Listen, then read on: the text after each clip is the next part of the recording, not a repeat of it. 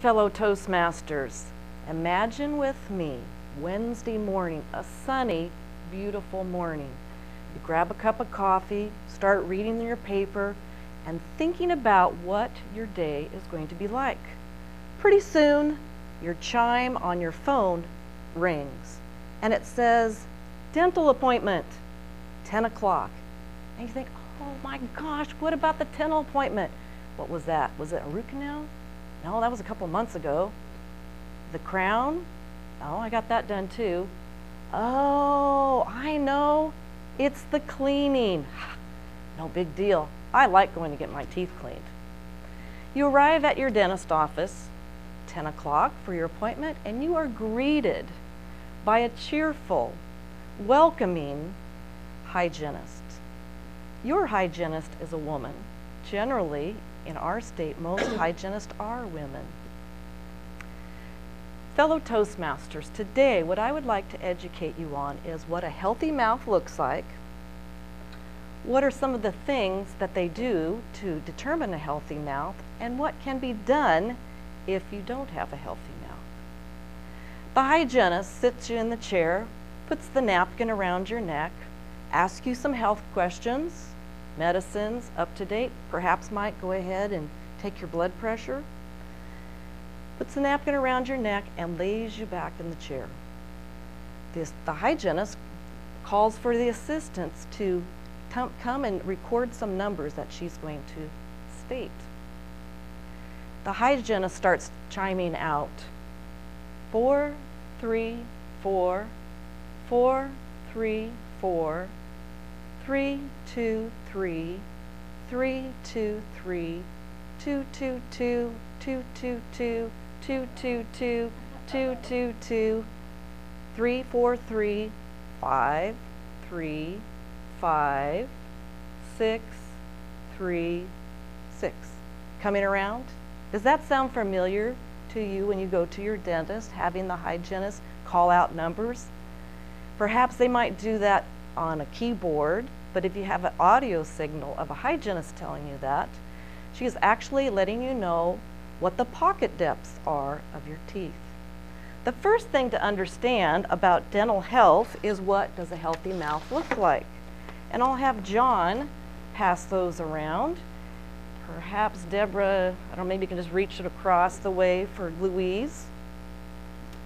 A healthy mouth, as you will see on the picture, is that the gums are pink, firm, and they don't bleed. So pink, firm, and they don't bleed.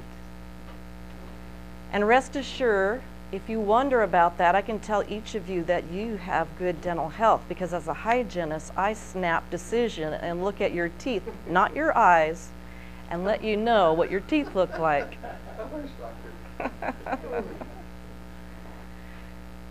Those are the three things that a hygienist first looks for in your mouth. Are the gums pink, firm, and no bleeding? Each of you has a dime that I gave you, and I'd like you to pull that out.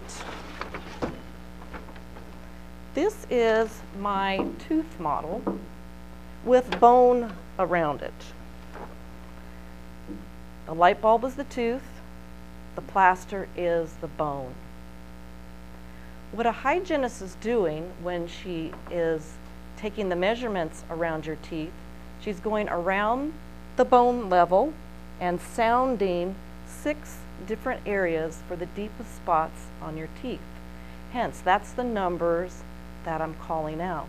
6 numbers per tooth. I'd like to pass these around with John. And I thought I might need you, Dan, but I think I'm going to be okay. This is our gum tissue. It goes over the bone. So if you would open your brochures to the very full extension of the brochures, there's a little dark dot that I put on the picture that I'd like you to look at. And it shows an instrument that's going underneath the gum tissue.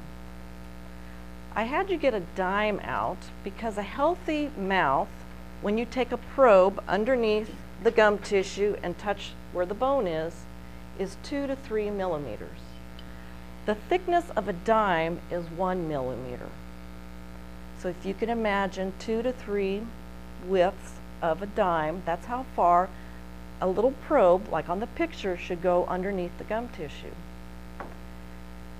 If you hear numbers that are larger than 4, say 5, 6, 7, and it can go up to 12, those are areas of bone loss. A pocket, a lot of times the patient will ask me, so what are you doing? And I give them a quick little rendition of I'm measuring the pockets. Pockets are the space between the tooth and the gum where germs and food collect. That's where you're trying to brush that spot out along the gum line and cleaning that out. So we take the instrument and go around the tooth, measuring 6 of the deepest spots that we find. 2 to 3 millimeters is a natural, healthy, what we call sulcus. Anything above that requires periodontal cleanings.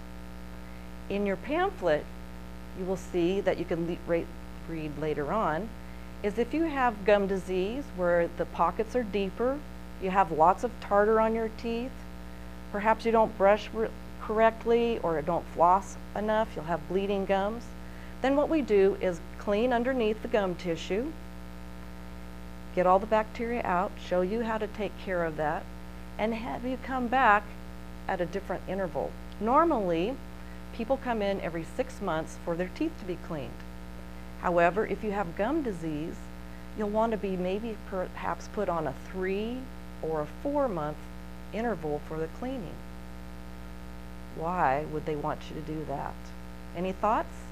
Why would you have to come back more frequently?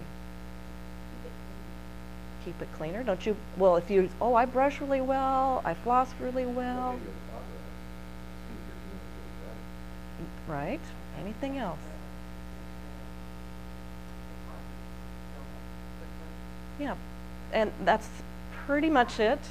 When you have a pocket that is deeper than 4 millimeters, no matter how much you brush, how well you floss, you cannot get that floss to the bottom of that pocket. So if you imagine having a finger and you have a pocket here and you're trying to clean it, but there's lint at the bottom, you're not going to clean it. So therefore, you come in every 3 to 4 months, depending upon how critical your oral health is, to clean that so we can professionally clean that out. Any questions about that? Do you use a laser for the bacteria or whatever it is? I personally don't do a laser, and that's meant to sterilize the pocket, and there are some dentists that do that. There's kind of a controversy of whether or not that is helpful or not, but some people believe in it, and it's just like anything else. Some people believe that certain things will help you out if you do it, like taking aspirin every day to keep your blood thin. Some people think that helps. Other people think, oh, that's too much, so they pass on that. So if that's if the person's had a lot of 3s and 4s, is that pretty good? I say 2s and 3s are ideal. 4, which is millimeters, is a watch number. So we'll watch from year to year, and we generally take those measurements once a year to see how you're doing. But if they turn to 5s, then we start having you come in more frequently. And generally when you have a 5 millimeter pocket, then your gums are bleeding, just because you can't get down at the bottom of the pocket, even though you're brushing and flossing well. So what does that come from if you've been flossing? Good question. There are several things that can cause bone loss. One can be that the way your teeth come together. Perhaps you have a ideal situation is tooth contact with each one, but perhaps your bite is off and you have just one tooth that's hitting higher. That can cause bone loss on that tooth.